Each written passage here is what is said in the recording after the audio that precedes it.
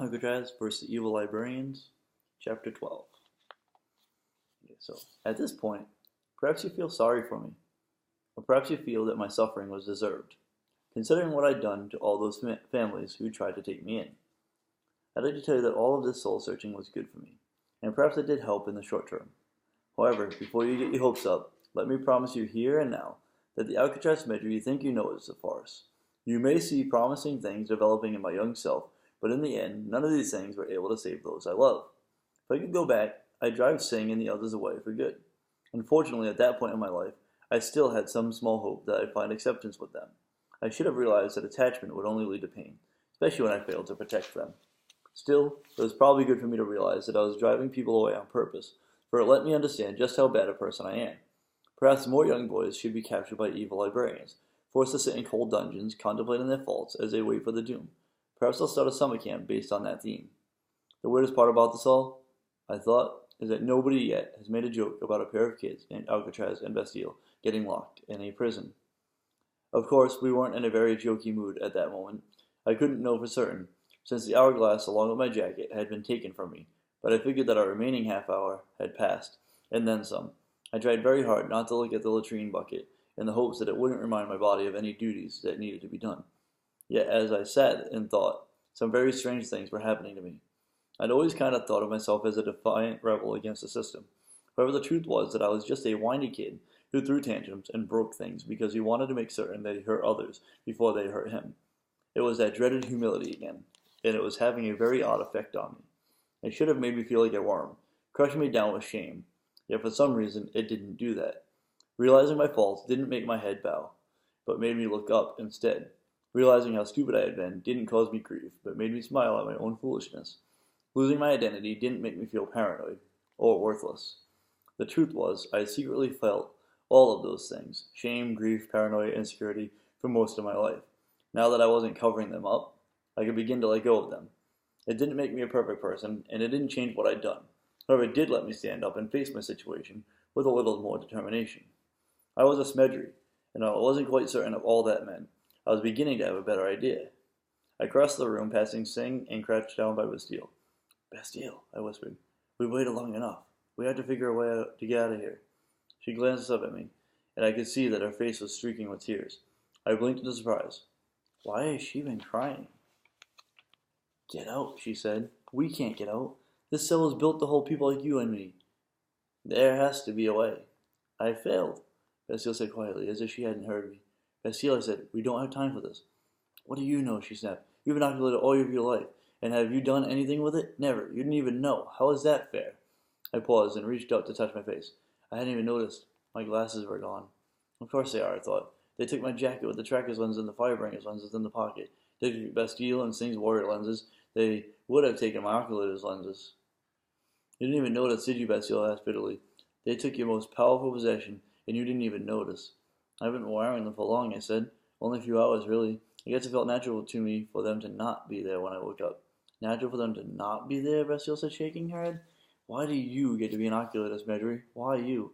"Aren't all Smedrys oculators?" I asked. "Or at least all of those in the Pure Line?" "Most of them are," she said, "but not all of them. And there are plenty of oculators who aren't Smedrys." "Obviously," I said, glancing over my shoulder toward the room where Blackburn and Miss Fletcher supposedly were. Then I glanced back at Bastille, cocking my head. She stared at me defiantly. "That's it. That's what I've been missing." "You wanted to be one, didn't you?"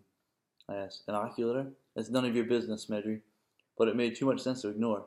"That's why you know so much about oculator auras, and you're the one who identified the lenses that Blackburn used on us. You must have studied a whole lot to learn so many things." "All the good it did," she said with a quiet snort. "I learned that studying can't change a person, Smedry. I've always wanted to be something I wasn't, and the thing is, everyone supported me. You can be anything you want if you try hard enough." I said, "Well, you know what, Smedry? They lied. There are some things that you just can't change." I stood silently. Bastille shook her head. "You can't study yourself into being something you aren't. I won't ever be an oculator. I'll have to settle for being what my mother always told me I should be, a thing I'm apparently gifted in." "And that is?" I asked. "Being a warrior," she said with a sigh, "but I guess I'm not too good at that either." Now, you're probably expecting poor Bastille to learn something by the end of this book. You probably expect to see her overcome her bitterness, to realize that she never should have given up on her dreams. You think this because you've read too many silly stories about people who achieved things they previously thought impossible, deep and poignant books about trains that climb hills or little girls who succeed through sheer determination. Let me make one thing very clear. Bastille will never become an oculator. It's a genetic ability, which means you can only become an oculator if your ancestors were oculators. Bastille's weren't. People can do great things, however. There are some things they just can't do. I, for instance, have not been able to transform myself into a popsicle, despite years of effort. I could, however, make myself insane if I wished. Though, if I achieved the second, I might be able to make myself think I had achieved the first. Anyway, if there's a lesson to be learned, it's this. Great success often depends on people being able to distinguish between the impossible and the improbable, or in easier terms, distinguishing between popsicles and insanity. Any questions? I wanted to say something to help Bastille. After all, I'd just undergone a life-changing revelation, and I figured that there should be enough to go around. Unfortunately, Bastille wasn't exactly in a life-changing revelation sort of mood. I don't need your pity, Smedry, she snapped, swatting my arm away. I'm just fine as I am. There really isn't anything you could do to help anyway. I opened my mouth to reply, but at that moment I heard a door open. I turned as Miss Fletcher strolled into the hallway outside our cell. Hello, Smedry, she said. Miss Fletcher, I said flatly, or Shasta, whatever your real name is. Fletcher will do, she said, obviously trying to sound friendly. She couldn't quite pull it off. I've come to chat. I shook my head. I have little to say to you. Come now, Alcatraz. I've always looked out for you, despite how difficult you made my life. Surely you can see that I have your best interest at heart. Somehow I doubt that, Miss Fletcher. She raised an eyebrow. That's all you have to say? I expected something a little more scathing, Smedry. Actually, I've changed. I said, you see, I just had a life-changing revelation and don't plan to make snide comments anymore. Is that so? Yes, it is, I said firmly. Miss Fletcher cocked her head, a strange look on her face. What? I asked. Nothing, she said. You just remind me of someone I used to know. Anyway, I don't care what game you are playing today. The time has come for us to deal. Deal? Miss Fletcher nodded, leaning in. We want the old man, the crazy one who came and got you this morning. You mean Grandpa Smedry? I asked, glancing at Singh, who was watching quietly. Apparently he was content to let me take the lead in the conversation. Yes, Miss Fletcher said. Grandpa Smedry. Tell us where he is, and we'll let you go. Let me go? Let me go where? Out, Miss Fletcher said, motioning with a hand. We'll find you another foster family, and things can go back to the way they were. That hardly seems compelling, I said. Alcatraz, Miss Fletcher said flatly. You're in a librarian dungeon, and you have oculated blood. If you aren't careful, you'll end up as a sacrifice. I'd be a little more friendly if I were you. I'm likely the only ally you'll find in this place. This was, of course, the first time I ever heard about a ceremony involving sacrificial oculators. I dismissed the comment as an idle threat. Foolish, foolish, Alcatraz. If you're the best ally I have, Miss Fletcher, I said, then I'm in serious trouble. I sounded just a little bit snide, Alcatraz, Singh said, helpfully. You may want to back off a little. Thank you, Singh, I said, still watching Miss Fletcher. My eyes narrowed. I can get you out, Alcatraz, Miss Fletcher said. Don't make me do something we both regret. I've watched over you for years, haven't I? You can trust me. Watched over you for years? Yes, I said. Yes, you have watched over me. And every time your family abandoned me, you told me I was useless. It was like you wanted me to feel abandoned and unimportant. I met her eyes. That's it, isn't it? You were worried I'd come to understand and control my power. You worried that I'd learn what it meant to be a Smedry. That's why you always treated me like you did. You needed me to be insecure so that I would trust you and distrust my talent. Miss Fletcher looked away. Look, let's just make a deal. Let me get you out, and we can forget about the past for now. And these others, I asked, nodding towards Singh and Bastille. If I go free, what happens to them? What do you care, Miss Fletcher asked, looking back at me. I folded my arms. You have changed, Miss Fletcher said, and not for the better. I say, is this the same boy who burned down a kitchen yesterday? Since when did you start caring about the people around you? And that question was actually about 5 minutes ago. However, I didn't intend to share that information with Miss Fletcher. Okay, I said. We'll have an exchange. You want to know where the old man is? Well, I want to know some things too. Answer my questions and I'll answer yours. Fine, Miss Fletcher said, folding her arms. Businesslike as always, I thought. How did you know about the sands of Rashid? Miss Fletcher waved an indifferent hand. Your parents promised them to you at your birth. It's a custom to pronounce an inheritance upon a newborn and deliver it on the child's 13th birthday. Everyone knew that you were supposed to get those sands. Some of us are a little surprised that they actually made their way to you, but we were happy to see them nonetheless. Did you know my parents then? Of course, Miss Fletcher said. Actually, I studied under them.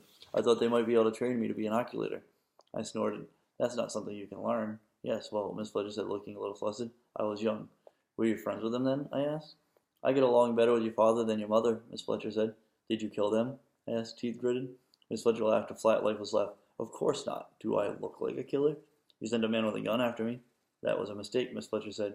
Besides, your parents are Smedrys. It would be even harder to kill than you. And why do you want Grandpa Smedry? I asked. No, I think I've answered enough questions, Miss Fletcher said. Now fulfill your end of the bargain. Where is the old man? I smiled. I forgot. But our bargain. I lied, Miss Fletcher, I said. I do that sometimes. So I promised you life-changing revelation or not. I never was all that good a person. Miss Fletcher's eyes opened wide, and she displayed more emotion than I had ever seen from her as she began muttering at me under her breath. Enough, a new voice said. A dark-suited arm shoved Miss Fletcher away, and Blackburn moved over to stand in front of the cell. Tell me where the old fool is, boy, Blackburn said quietly. He stared at me, his monocle glistening with a reddish color. Even without my oculars lenses, I swear that I could see a little black cloud rising from him. If you don't talk willingly, Blackburn said, reaching up to take out his monocle, I will make you. He pulled another monocle from her vest pocket. It had green and black tints. This is a torturer's lens. By looking through it and focusing on a part of your body, I can make you feel intense agony. It makes the muscles begin to rip, and while it probably won't kill you, you'll soon start to wish that it would. He reached up, putting the monocle in place. I've seen men permanently paralyzed by these things, boy. I've seen them break their own bones as they thrash about on the ground, crying out with such pain that they'd have killed themselves to stop it. Does that sound like fun? Well, if not, you should start talking. Now. It's funny what a little taste of leadership can do to someone, a shade of responsibility, a smidgen of self-understanding, and I was ready to stand up to a full-blooded Doc Oculator. I gritted my teeth, jutted out my chin defiantly, and stared him in the eye. So, of course, I got my heroic little self blasted with a beam of pure pain. This is supposed to be a book for all ages, so I won't go into details about how it felt to get hit by a torturer's lens. Just try and remember the worst wound you've ever felt, the most agonizing, most terrifying pain in your life. Remember it, hold it in your head, then imagine if a shark swam by and bit you in half while you were distracted. That's a little what it felt like, only add in swallowing a few grenades and suffering through a night at the opera too. And don't try and tell me I didn't warn you about the sharks. The pain let up. I lay on the floor of the cell, though I didn't remember falling. Singh was at my side, and even Bastille was moving over to me, her face concerned. My agony faded slowly, and I looked up, seeing Blackburn as a dark shadow standing before the cell. There was a small twist of pleasure on his lips. Now, boy, tell me what I want to know. And I would have. This is your hero, freaking news. I broke that easily. I hadn't ever known pain. I was no soldier. I was just a kid trapped by forces he had no hope of understanding. I would have told Blackburn anything he wanted to know. However, I didn't have a chance to spit it out. At that moment, you see Grandpa Smedry poked his head into the dungeon hallway, smiling happily. Why, hello, Blackburn, he said. Then he waved at me, holding up a pair of hands that were manacled together. He wasn't wearing his oculars lenses, and a pair of beefy-looking men in dark robes and black sunglasses stood behind him, holding his arms. It appears that I've been captured, Grandpa Smedry said, manacle chains clinging. I hope I'm not too late. Chapter 13. So, Alcatraz versus the Evil Librarians, Chapter 13 on the next episode.